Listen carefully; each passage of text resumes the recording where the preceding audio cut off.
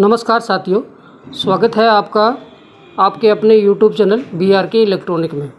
तो आज का वीडियो है दोस्तों ये एम्प्रो का M3200E एम्पलीफायर, इसकी रिपेयरिंग पे है आज का वीडियो।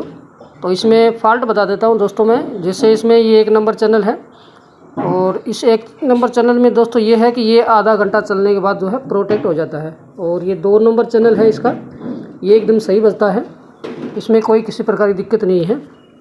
तो ये 1 नंबर चैनल है जो ये थोड़ी देर चलने के बाद जो है प्रोटेक्ट है, जो इंडिकेटर इसमें आ जाता है और फिर उसके बाद फिर 5 मिनट के बाद में फिर से एक्टिव हो जाता है। तो ये 2 नंबर चैनल है जो एकदम सही बज रहा है, सही लोड ले रहा है। बट ये 1 नंबर चैनल है जो इसमें प्रॉब्लम है। ठीक है, तो आज इस फॉल्ट का सोल्यूशन करेंगे। इस वीडियो में आपको देखने को मिलेगा कि ये इस तरह का अगर कोई फॉल्ट किसी एम्पलीफायर में आता है तो उसका सोल्यूशन है जो आप कैसे करें। ठीक है, उसका फॉल्ट है जो कैसे ढूंढें या कैसे इस समस्या का समाधान करें। ठीक है, तो बने रहे वीडियो में। तो चैनल पर दोस्तों अगर आप नए हैं तो प्लीज़ चैनल को सब्सक्राइब जरूर कर लें, क्योंकि एम्पलीफायर से रिलेटेड वीडियो है जो आपको देखने को मिलेंगे। ठीक है, तो इस तरह का फॉल्ट है दोस्तों, आपको कहाँ ढूंढना है, ये कहाँ मिलेगा।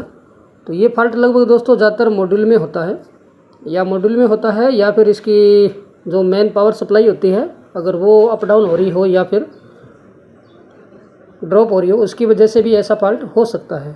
ठीक है, तो ये जो 2 नंबर चैनल है ये लगभग हमने पहले रिपेयर किया था, लगभग साल भर से ऊपर टाइम हो चुका है इस मॉड्यूल को। ये 2 नंबर मॉड्यूल है जो हमने एक बार रिपेयर किया था। ठीक है, और दूसरी बार ये अभी रिपेयर होगा हमारे पास से।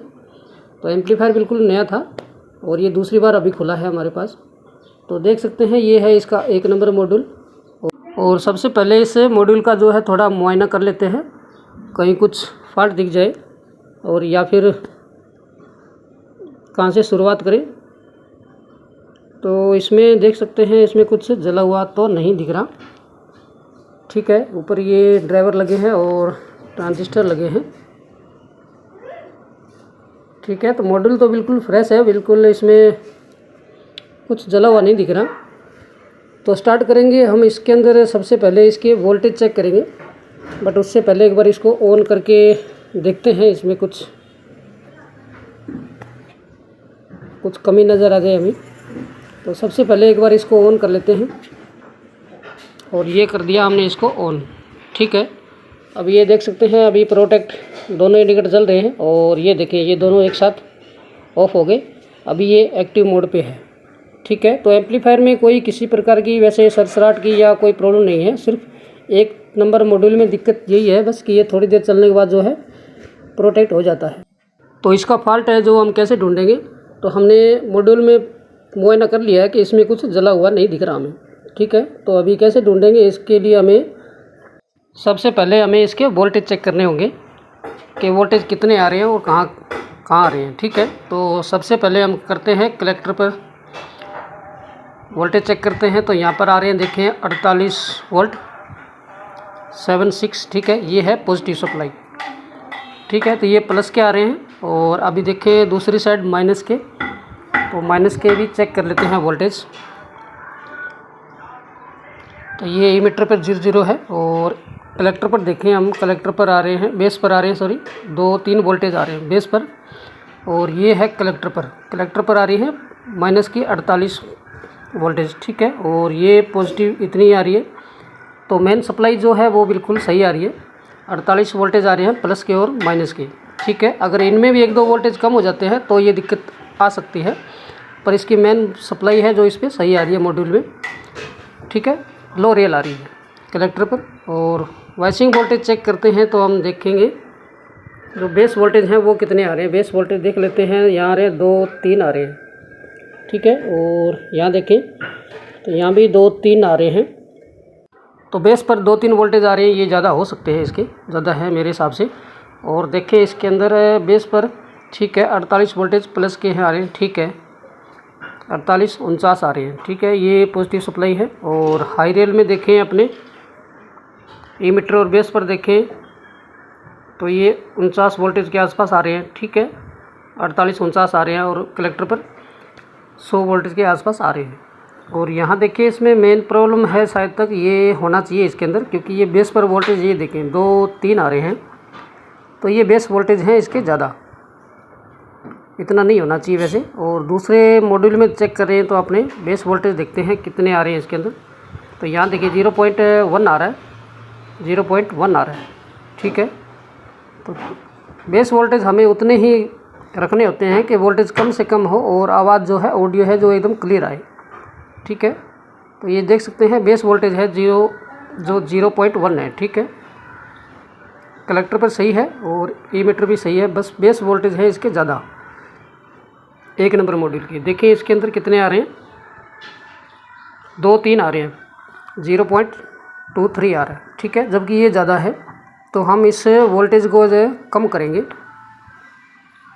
तो इन वोल्टेज को कम करेंगे कि वोल्टेज ज़्यादा होने की वजह से क्या है कि ये जो ट्रांजिस्टर लगे हैं ये हीट हो जाते हैं और हीट होने के बाद जो है ये सेट जो प्रोटेक्ट हो जाता है, ठीक है। तो इसको कम करने के लिए देखें यहाँ पर एक प्रीसेट लगा हुआ है जो ये बेस वोल्टेज को अपने कम ज़्यादा कर सकते हैं। इसके लिए प्रीसेट लगा है यहाँ पर, यहाँ देखें, ये देखें, मैं थोड़ा जूम कर दिखाता हूँ। ये देखें ये ब्लू कलर का प्रीसेट लगा हुआ है 200 ओम का, ठीक है। तो इससे हम जो है बेस वोल्टेज इसके कम करेंगे। तो अभी आ रहे हैं, देखिए इसके अंदर 0.23 आ रहे हैं, ठीक है। तो इसको हमें करना है 0.1 के आसपास करना है, ठीक है, 1। तो इसको बिल्कुल स्लो अपने घुमाएंगे और वोल्टेज जो है देखें अभी 2 हो गए, हमें 1 पे करना है, बिल्कुल स्लो घुमाना है आपको, ठीक है। तो ये 0.1 हो गया, ठीक है। तो 0.1 हो गए और एक थोड़ा वोल्टेज की वैल्यू जो कम कर लेते हैं, यहाँ पे 200 से कम कर लिया हमने। देखें अभी यह आ रहा है 0.24 के आसपास आ रहे हैं। और दूसरी साइड देख लेते हैं, दूसरी साइड कितने आ रहे हैं। बेस के वोल्टेज जो है 0.25 आ रहे हैं, ठीक है। तो 0.25 आ रहे हैं, ठीक है। अभी 20 वोल्टेज की रेंज में कर रखा है मल्टीमीटर हमने। और यहाँ देखिए अभी जो हमने सेट किया है इसमें, यहाँ 1 नंबर में देखें 0.24 आ रहा है, ठीक है। तो अभी ये सही है।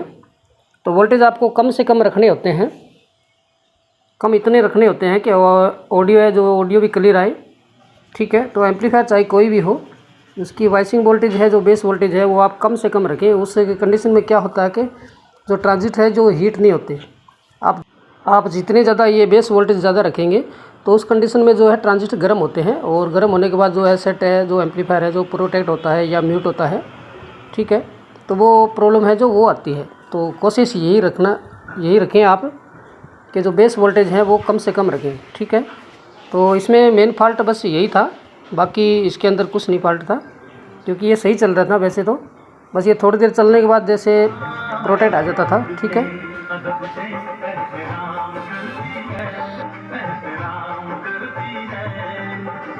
ये 2 नंबर चैनल इसका सही था। और अभी 1 नंबर और एक बार फिर से अपने टेस्ट कर लेते हैं कि जो ऑडियो आ रही है वो ऑडियो क्लियर आ रही है कि नहीं आ रही, ये भी चेक कर लेते हैं, ठीक है। तो ये हमें इनपुट है जो 1 नंबर में लगा दें,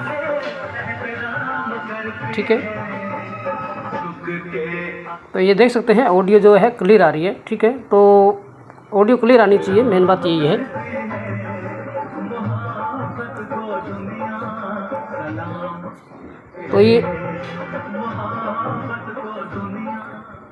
तो ऐसा पार्ट है जो लगभग बहुत से एम्पलीफायरों में आता है।